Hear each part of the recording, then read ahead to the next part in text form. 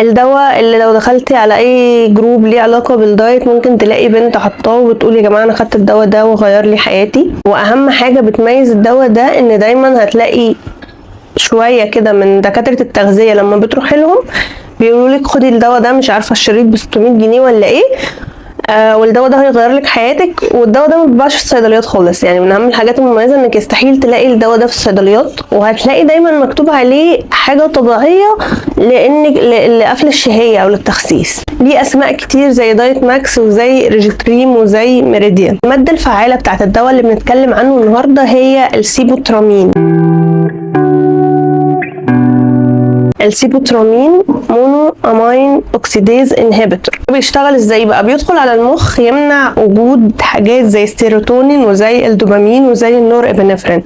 المواد دي المعروف عنها ان هي بتزود الشهيه، عشان كده لو حد عنده اكتئاب وخد مضادات اكتئاب، حاجات تخلي السيروتونين يكون عالي، بيلاقوا نفسهم عندهم شراهه عاليه للاكل. فهو من الاخر بيقفل الحاجات دي. فبالمنطق كده اول حاجه بيعملها ان هو بيزود الاكتئاب وبيسبب الاكتئاب. احنا كده عرفنا هو بيشتغل ازاي. تعالوا بقى نبص على اعراضه الجانبيه. الكارثه الكبيره اللي هو بيعملها واللي خلته محرم دوليا ان هو بيعمل تاكي كارديا او بيعلي ضربات القلب، فبالتالي الموضوع ممكن يتكرر كتير قوي لدرجه ان هو يوصل لفشل في عضله القلب.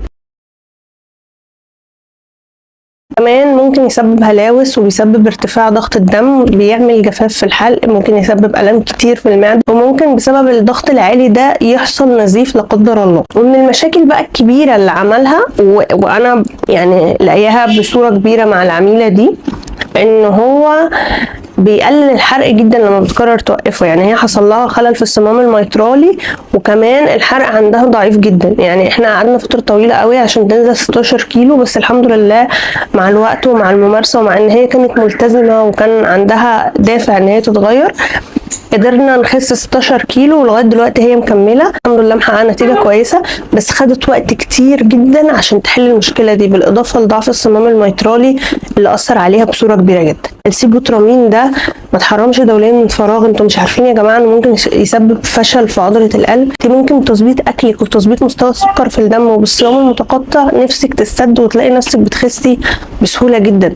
ما تلجأوش لادويه، واي دكتور يقولك ان انا هعتمد في تخسيسك على ادويه، اجري اهربي.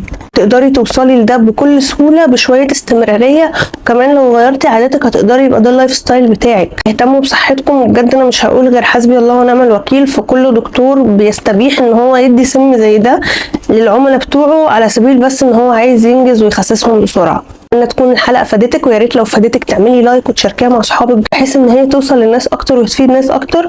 واشوفك في فيديو جديد ان شاء الله. سلام عليكم.